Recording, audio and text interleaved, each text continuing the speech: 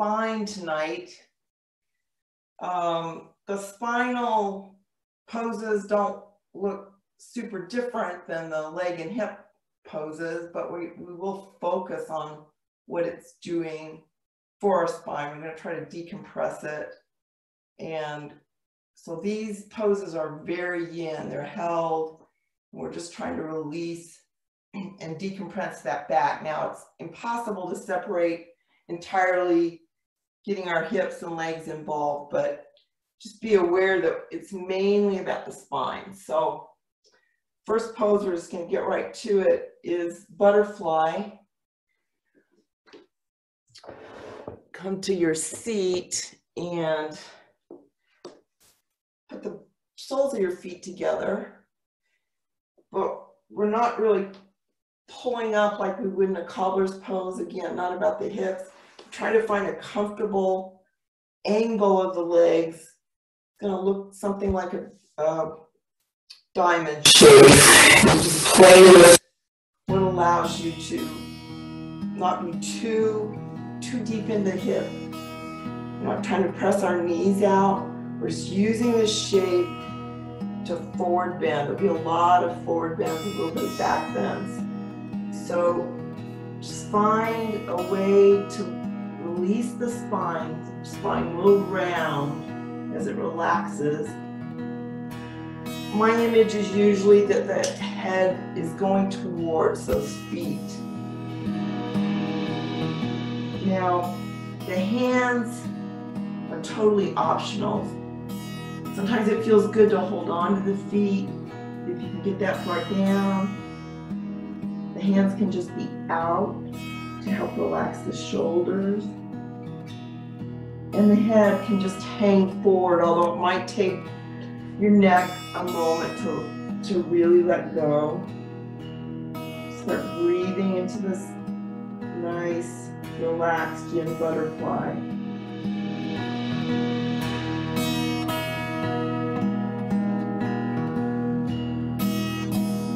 You start noticing how the breath, as the back releases, you feel the breath into the back body.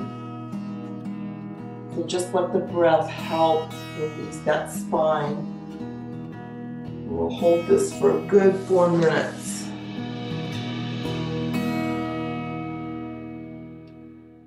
Now, I try to plan these classes on Zoom without a lot of props, but those of you who do yin know that you can always prop yourself up. Sometimes a block to rest your head on can feel very good.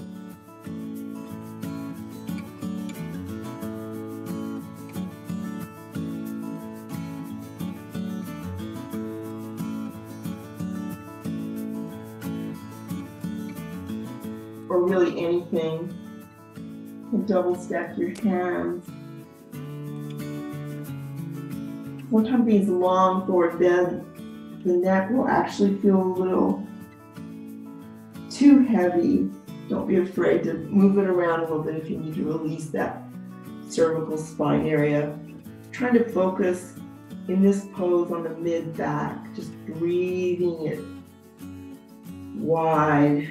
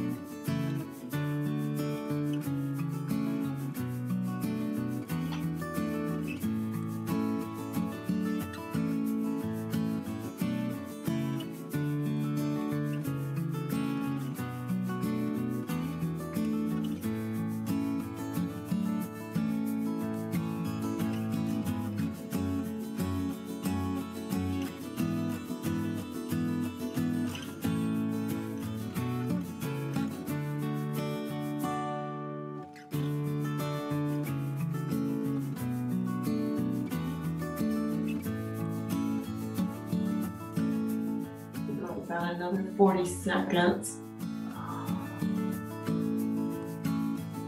Of course, the rule is anytime anything gets a little too intense, it starts affecting the breath. You just ease out of it. Nice and slowly. All movement here is slow because we are getting very deep into the soft tissue underneath the muscle, the fascia and the tendons and the ligaments. None of those are quick release structures. Once they've been minutely stretched and released, they're going to want to move slowly in and out.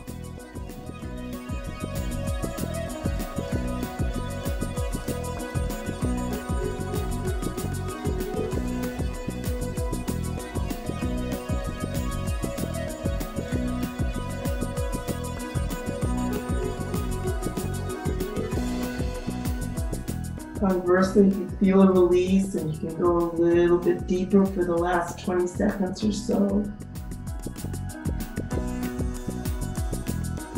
feel free.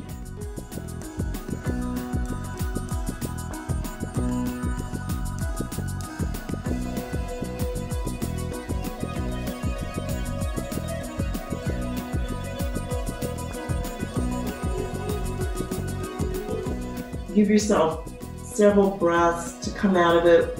Usually try to use our arms so that we don't have to engage muscle as we release the back and just come on up. Probably got into those hips, so help them come together. Now I'm just going to suggest we lean back. Straighten the legs, whatever feels good for just a minute. Softly straighten them, move them around. Maybe press into the arms to counter that forward bend with just a little lift and the arch of the spine.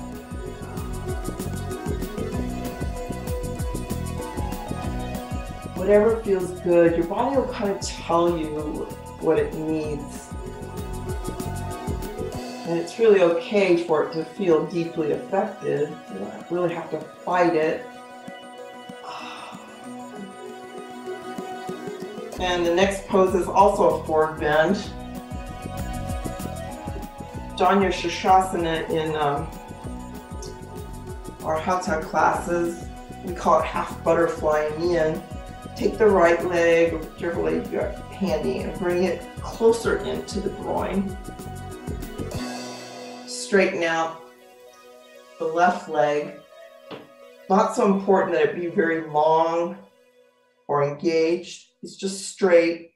Where we will engage for a moment before we come into the bend is to lift the spine nice and high and sort of walk it around in a slight twist.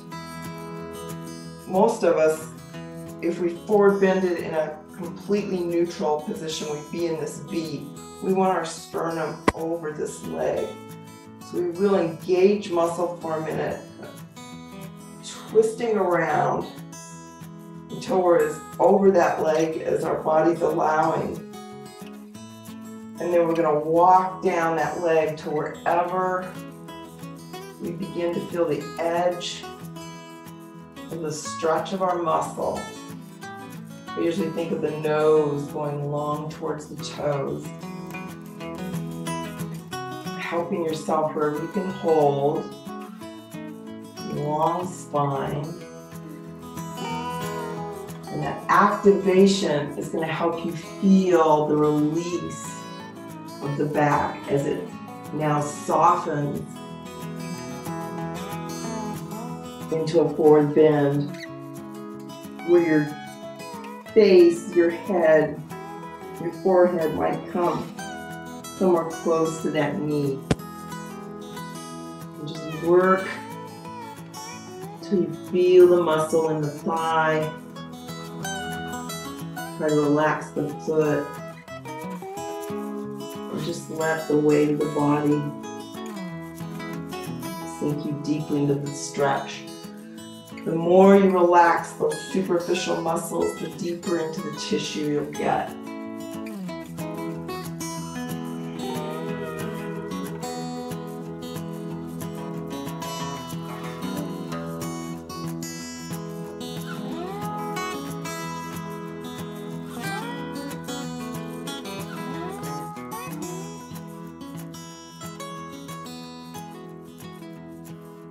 And you might not be body over the knee.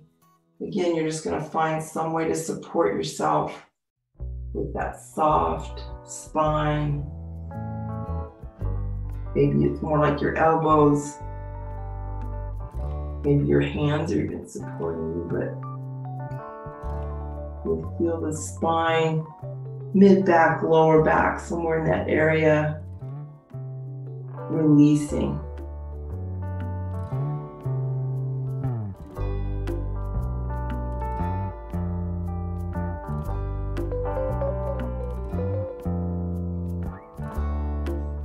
It takes a little bit of concentration to release the muscles in the legs.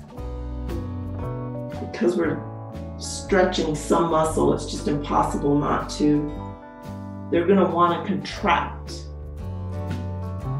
So you kind of have to talk them into letting go, little by little.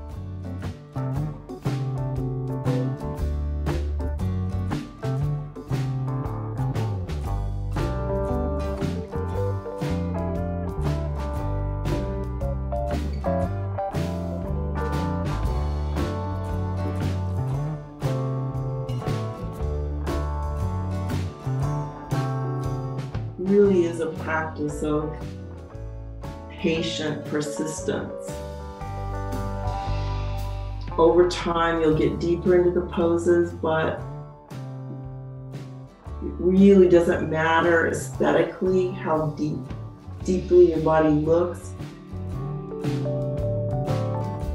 The fact that you're stimulating deep tissue that doesn't often get stimulated or released is the value.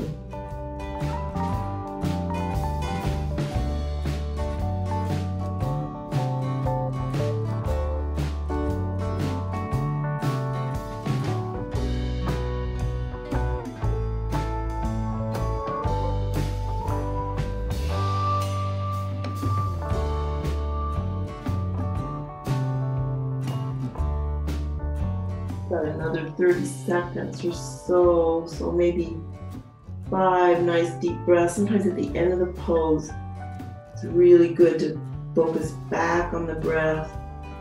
Use the exhale, nice deep exhale, even an audible exhale. Convince the nervous system that it's okay to just let everything go.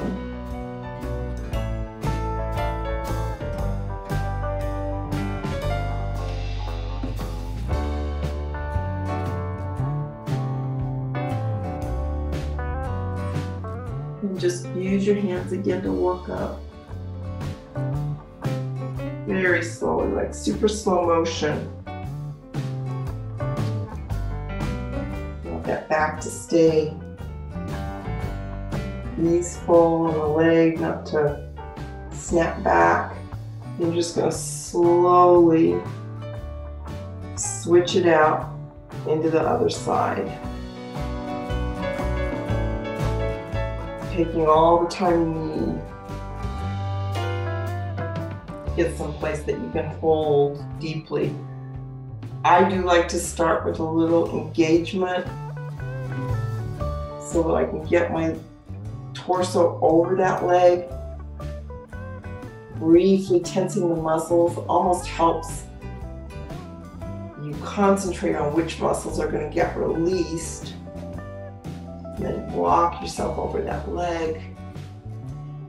I actually hold onto the outside of my forward leg to try to maintain like a little bit of twist in the spine. Some of you may not need that much of a twist. My hips are tight, so that helps me stay forward, so I'm truly forward over that leg. Just ease yourself down.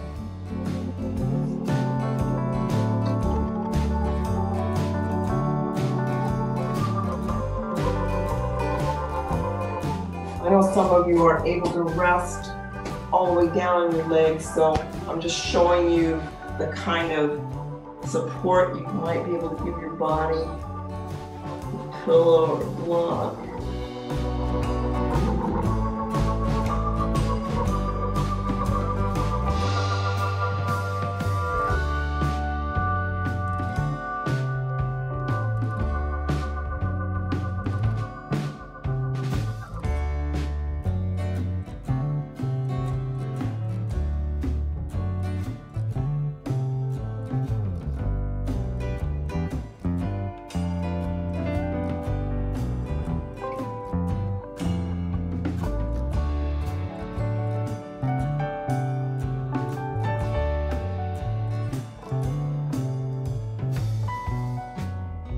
And you sort of know you're there when the breath gets nice and deep.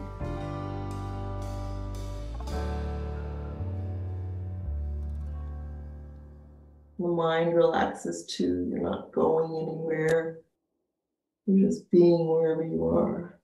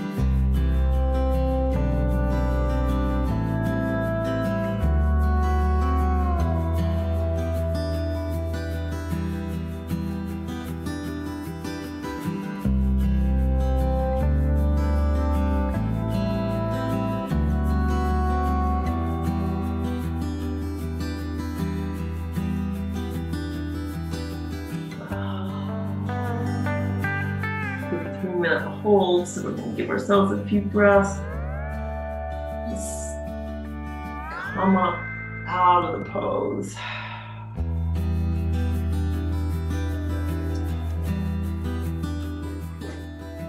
And after all that forward bending, we're just going to come to our back for a little rest. If you sit with your knees bent and round your spine, and slowly let the spine round into the floor. Actually, you're engaging counter muscles, your abdominals. It helps flatten out the low back. Let your mid back release and your upper back.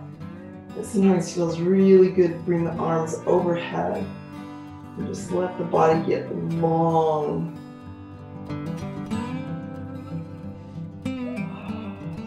Clasp your hands over your head, or maybe just your elbows, or some kind of cactus pose, and just let the body release into the floor for a few breaths.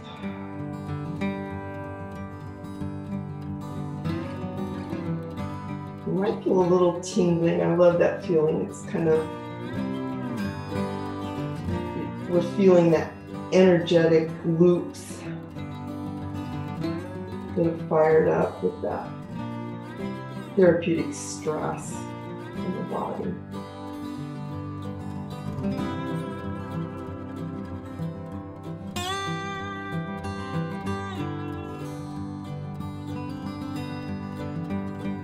I'm going to sit up.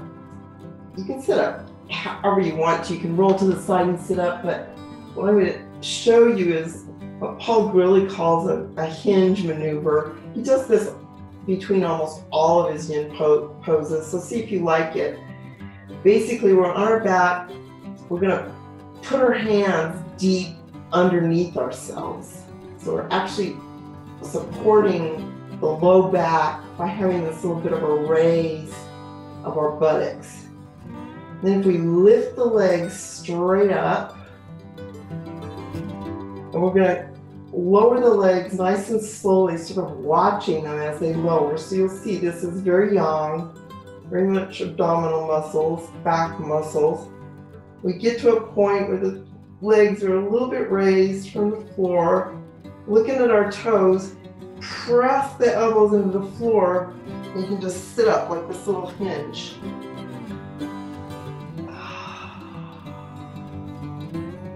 It's a hinge counter maneuver, which is kind of nice between these deep release stretches. Now we're going to do what's called a snail, which is the Hatha Yang equivalent is a plow pose. So we want our legs to come up over, and I know that's not for everybody. What I'm going to do is demonstrate really briefly some variations, and then you'll decide what your body can do. One thing that hinders our upside down back bend is some people are stiff in the neck, or they have issues with their neck. One thing that can help is to give the neck a little lift by being on the edge of a blanket. So your shoulders come right to the edge of the blanket, which gives a little bit of space in the neck. And that might feel better. What we want to do is we want the legs to come up over the head. Now there could be a lot of different angles for this. In the yang form, this is very strengthening for the back. Our legs are straight. In the yin form, we're just trying to round the back. So the knees can be very soft. The hips might be kind of angled. You might not be up real high. Some people will want to come all the way over and really soften the knees by the ears. So explore that a little bit. See if everybody can find that upside down forward bend. Might take you a minute to get there, that's okay. We don't hold it a long time, but it's a very nice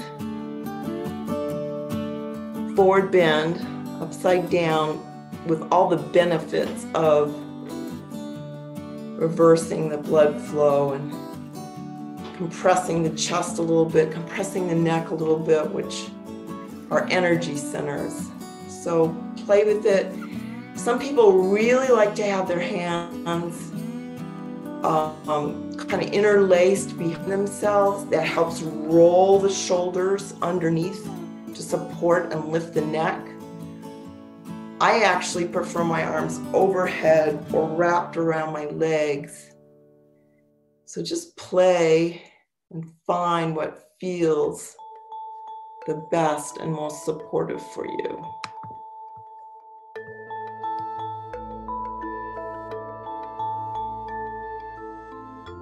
We'll hold this for several deep breaths. And don't be afraid to move around if one thing you tried didn't feel good for the whole time.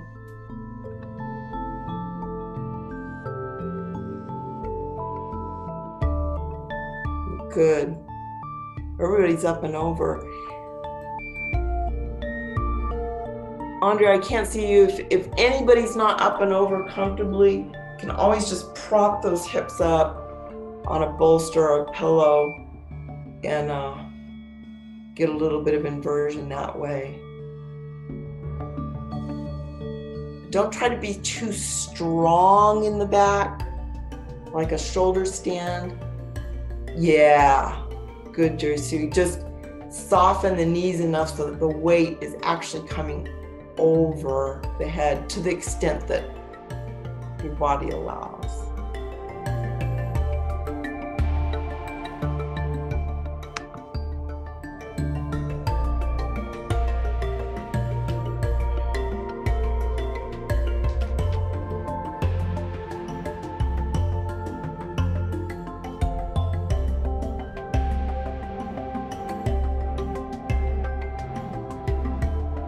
we're gonna hold it a few more breaths if we can. If you need to come out, just make sure you support yourself with your hands on the floor and let that spine roll out as softly, carefully as it can. You can hold it for 4 more breaths or so. Get as deep as you can. This is so healthy for the spine. You can even yang it out for a minute and get a little stretch into back of your hamstrings and your calves if that feels good. And then find a good way to roll out. I actually often roll out holding on to my ankles, or you can use your hands like brakes against the floor. Let the buttocks come down.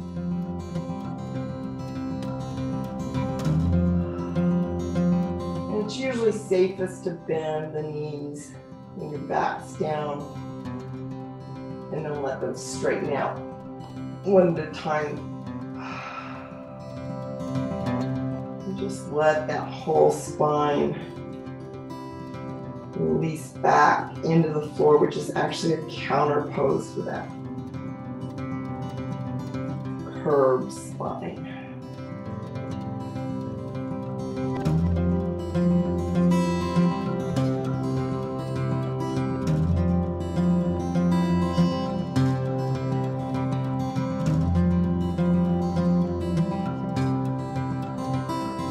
Usually some pretty intense feelings in the back after that kind of stretch.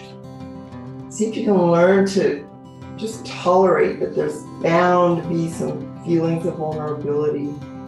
Kind of part of the yin practice is to relax into that sense of stimulation that we're not used to, without fighting it or wanting it to go away real quickly.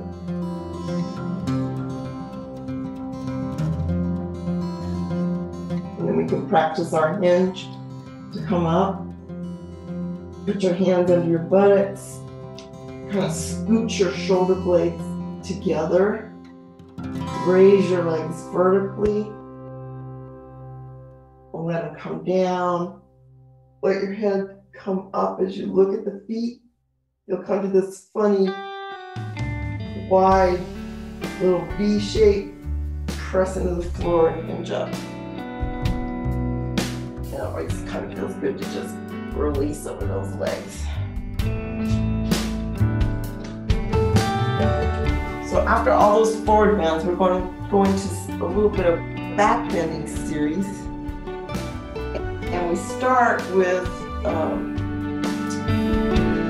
cat tail, which some of you have done. It's a little awkward to get into, so I'll demonstrate it if you're not used to doing it. Some of you can just go right there. One way to do it is to start on our backs again. Legs are straight. I'm going to lift my left leg up. Doesn't matter which leg you move. If you're 5 people, you might have to adjust where you are. But here's how it looks. The leg comes to the opposite side, and it just anchors itself there. You might not be able to see me real well, but it's just anchoring yourself. The pose is really about this bottom leg. It's going to bend and scooch back away. So if you're up on your hand like I am, you begin to feel the back arching. If you can't grab your foot, it's a little harder. You'll still feel it. Here's the curve we're looking for. It's right here. If you can grab your foot, it helps you pull the thigh more perpendicular or even a little bit behind your buttocks. And if you're very open, you can actually lay the shoulders down and just work that side of the spine in a curve. Hope everybody's been able to find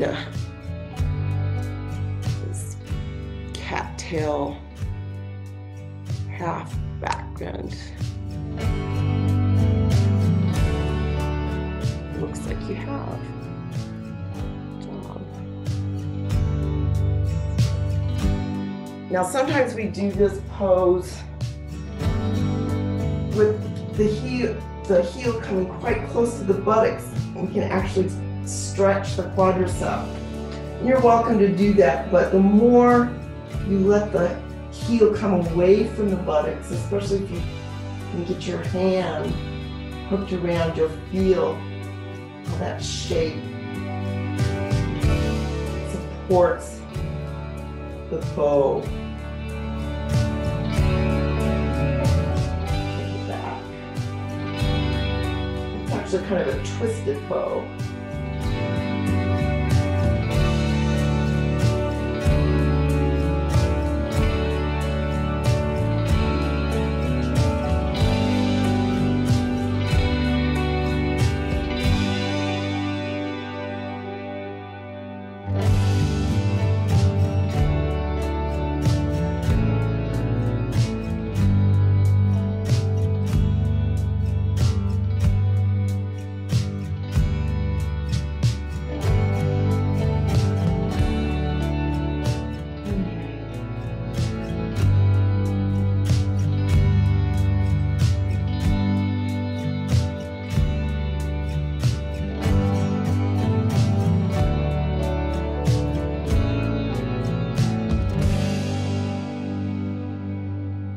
Give yourself several nice, deep, slow breaths to start releasing the twist, letting go of the foot. Usually possible to just let the hips re-neutralize, kind of unwind out of it, and come for a moment, bent knees, back neutral. Give yourself a few deep breaths before you do the other side. Just let the body feel what that did.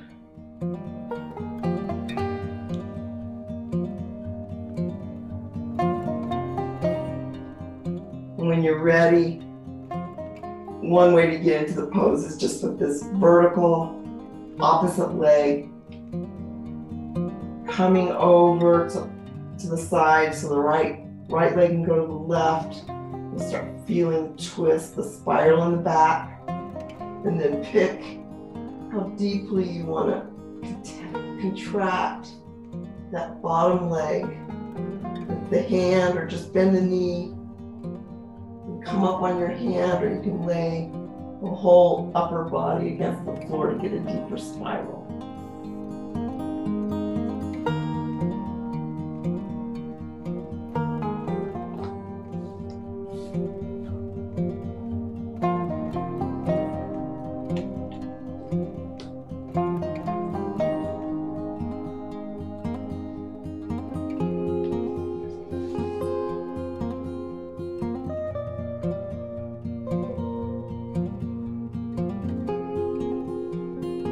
Nicely done.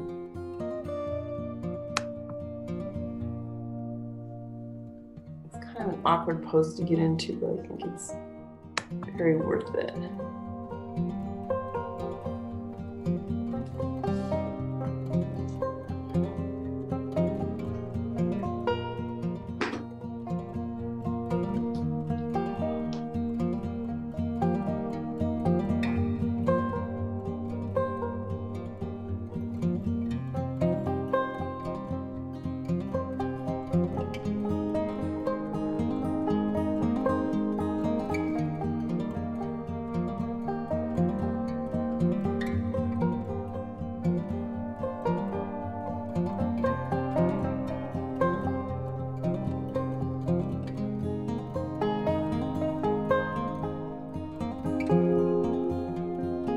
This pose really illustrates how sometimes a little bit of muscular contraction, like I usually have to compress my shoulder to keep it grounded into the floor, actually helps deepen the pose.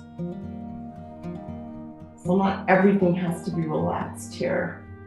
I'm just trying to pick the part of this back that needs it the most and trying to zone in and getting it to arch.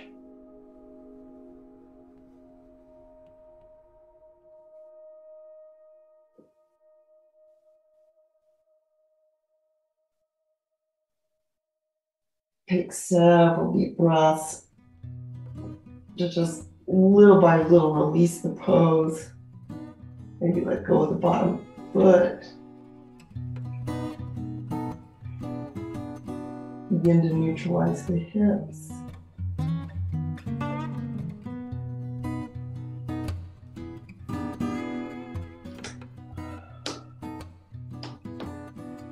We're not in any hurry to release those good compressions, but once your hips are flat, you can bring your knees to the chest. Just give yourself a little knee squeeze. Maybe a little side to side. Neutralize and ease out that work.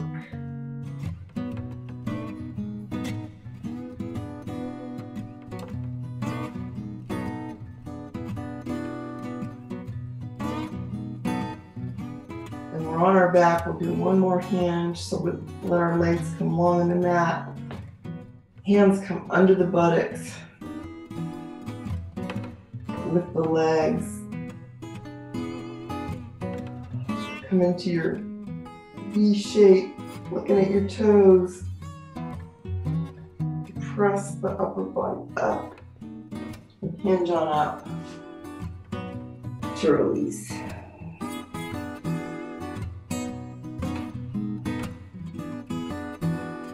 Now I'm just gonna, we're gonna come to our bellies.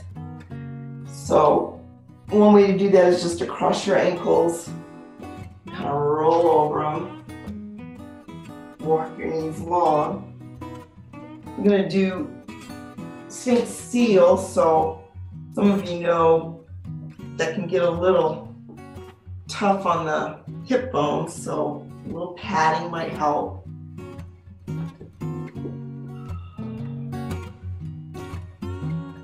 And just work your way belly down now for a full back bend. Starting kind of nice and easy, the elbows under the shoulders. How wide the feet are, kind of up to you, up to your body. You do want them to kind of relax. So mine get a little wide to get totally relaxed. I don't want a lot of tension in the buttocks. Only tension is a little bit of pressure of the elbows and the forearms into the floor to lengthen away from the waist. Just get a natural arch that's supported by these little arm stilts. It's our Sphinx pose.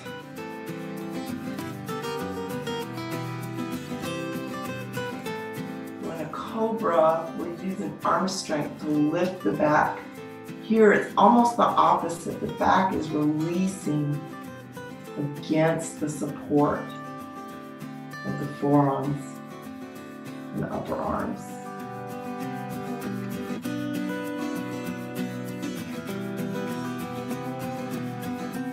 There's a little muscle engagement in those arms. Might feel like your elbows are pushing into the floor and a little bit towards the waist. To ease out of the pose, you just widen that a bit so you're not so high up. The elbows come wider.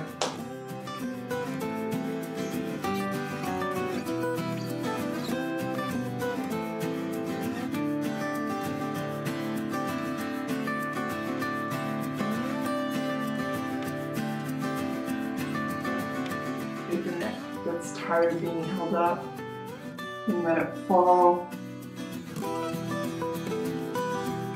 We'll move it around a little bit to try to encourage it to ease.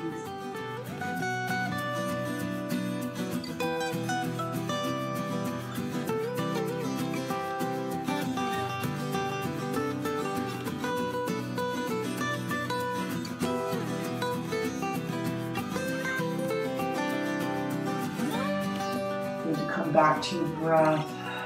Make sure it's going all the way to the belly. You can actually feel the belly ballooning against the floor on the inhale.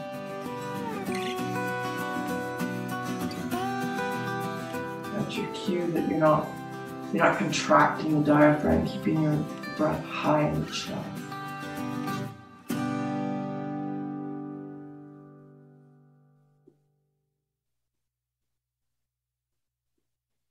And to come out of it, you just release that arm effort. Let the elbows spread. Just let the back reverse roll down to the floor. You make little pillows with your hands and turn your head to either side. Let that neck just be passively released to one side. Breathe.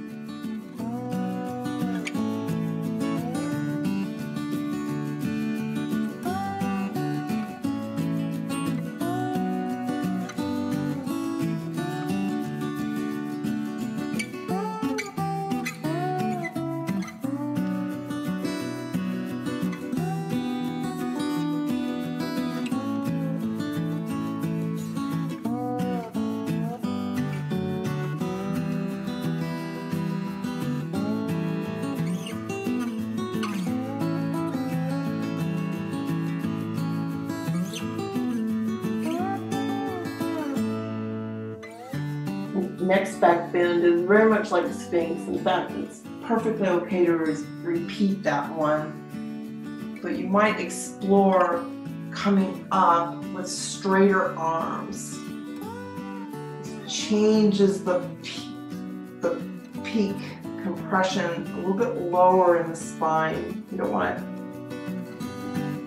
painfully pinching or anything, but you'll feel the compression go down the back, and how close your arms in is how low that compression will go. So some of you might be more forward, your arms might be a little wider. Just trying to find that sweet spot where your body's saying, yeah, I need that. I need it right there. I'm just gonna breathe and hold it for a minute or so.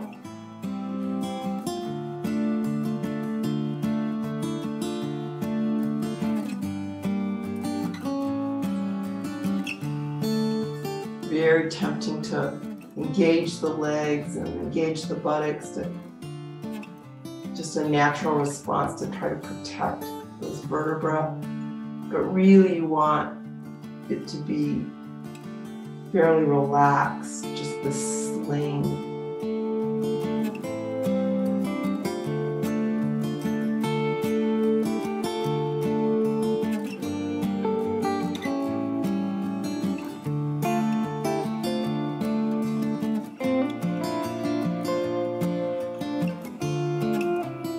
Body isn't passive, but your spine is passive. We're having to hold ourselves up just to get it in that optimal back bend. Trying to let the muscles let go.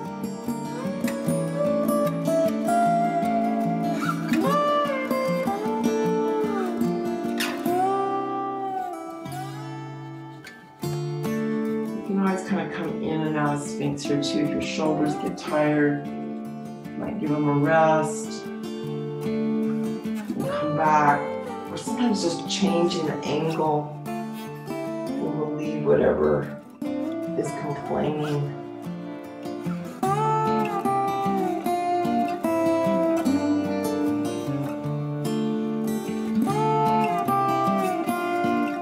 Easy to come out by just bending the elbows,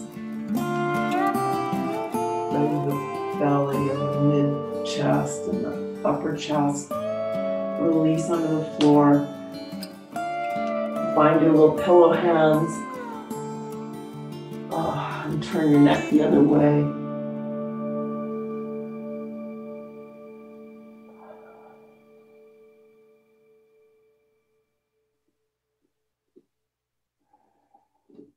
Your ear might be against the hands or maybe just part of your cheek. It'll depend on how much tension, stiffness you have in that neck. See if you can breathe it to let go.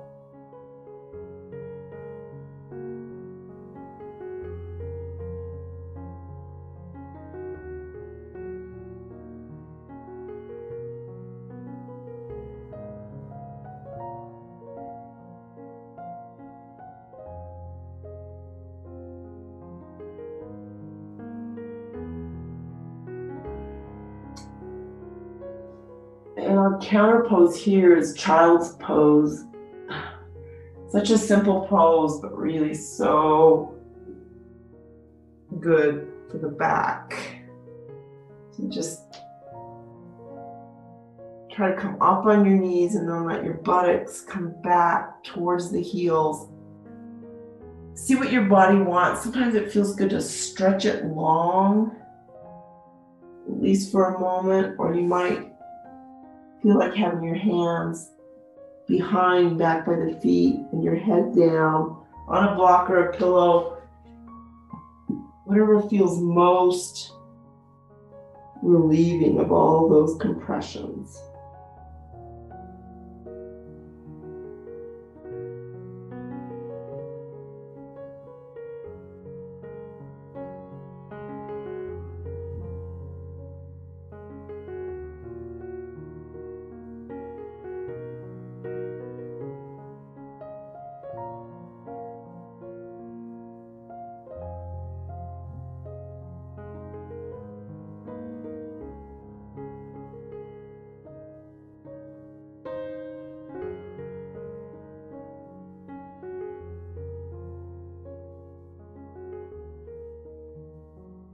I think this is my favorite pose.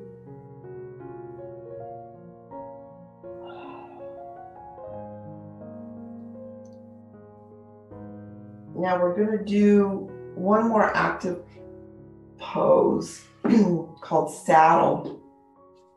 I think we did this last week. Like I said, it can be very much about quadriceps and hips, but it can also be low back bend. The thing about saddle is we're all built differently. We all have different sensitivities in our knees. So you're gonna have to decide what your body can take. Classically, we like to sit actually between the feet, if that's possible, on your knees. The knees can be softened outward a little bit, if that helps, or you might want to stay higher, like stay on your heels, so there's less opening in the thighs and the knees. You have to kind of play with it. Where we're headed is to lean back to some degree. It does stress the hips, does stress the quad, but we're going to send our focus into the back. So if you're up on your elbows like this, or you're just leaning back on your hands, you can feel that you can get a nice opening in the front body and a curve in the back. The most fullest expression of this pose is where you lie all the way back.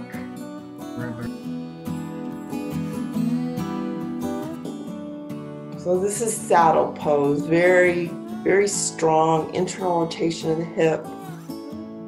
Like Andrea said, it can be quite a bit on the knees, but the angle of the knees can be adjusted, the angle of the feet can be adjusted. Most of us can find some version where we can lean back a bit.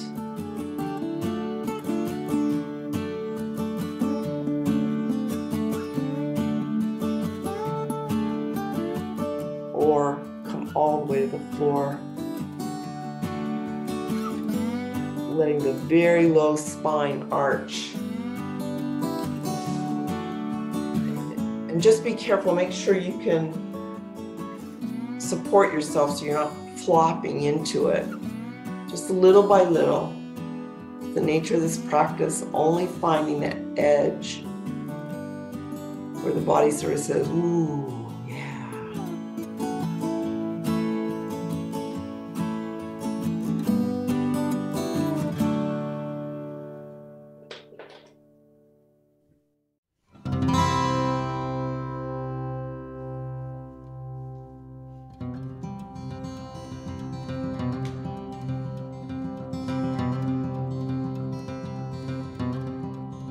Good. I would say of all the poses we've done tonight, you want to be super, super careful coming out of this pose, depending on where you are. Sometimes you can kind of roll to one side and let the hands help you up. If you're used to coming out of it straight up, just use your arms to lift yourself up. And then you gotta kind of let those hips neutralize, which for most of us means coming up onto the knees so we can neutralize them out. I'm actually gonna suggest that we go into a squat here for a minute. This is very good counter pose for all that. You can just come into a little ball. So I'm just letting my back round over my thighs. Or if you like that wider Malasana squat, that's also very releasing to the low back, if you can see me. Just take a squat that lets the back release.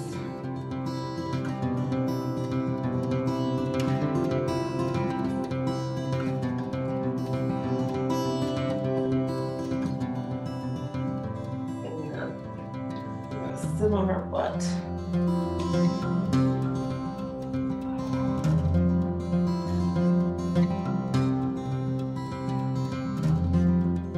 Windshield our legs a little bit. Do whatever feels good. Sometimes, honestly, a nice lazy dog can also just be very neutralizing to all those forward and back bends.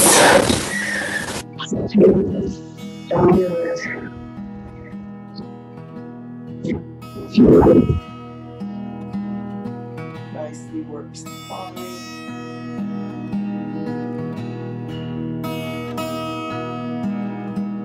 We're going to make our way to our end Shavasana, pentacle pose. So get yourself comfortable. You can dim the lights if you're looking into a light. Sometimes that's a little bit irritating. And just do whatever feels good to get there. So sometimes a little knee squeeze. Sometimes I just like to come into constructive rest for a minute. You know, my feet are a little wide. The knees are pressing together.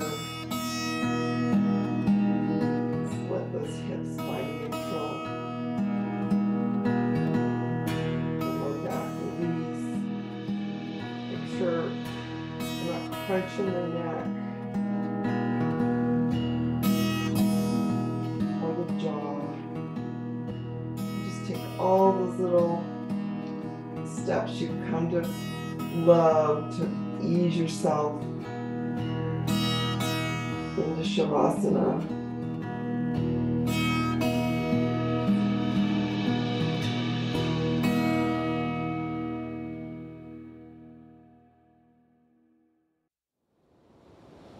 Where you literally have nothing to do except a body scan that says it's okay to let everything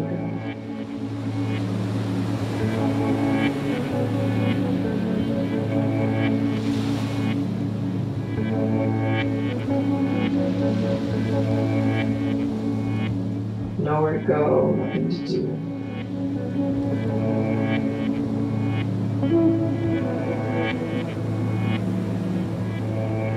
Even the breath.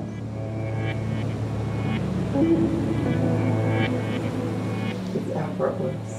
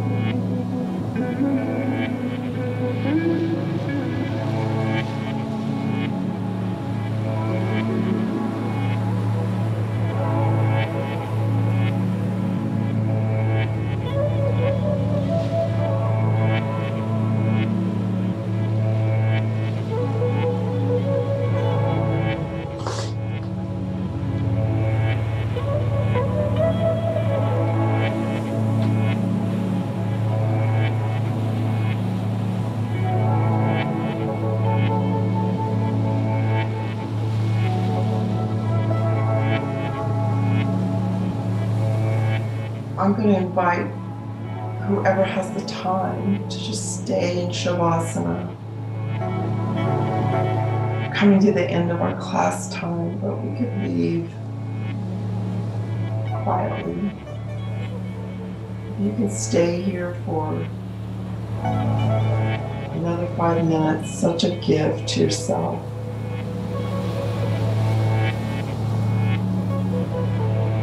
Those of you who need to end, just as gently as you possibly can. Sit yourself up and we'll bring some energy into our heart space. Gratitude for this practice.